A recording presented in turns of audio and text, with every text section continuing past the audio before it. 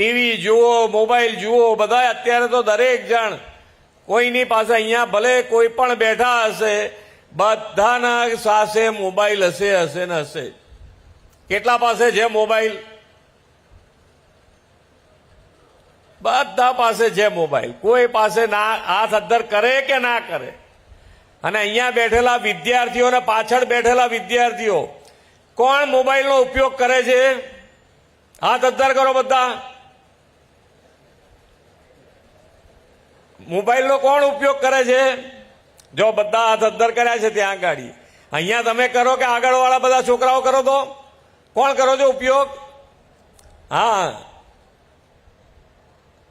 અને સાથે સાથે ટીવી એ જોતા હશો ને? હે, જોરથી બોલો, ખબર પડે મને. હા.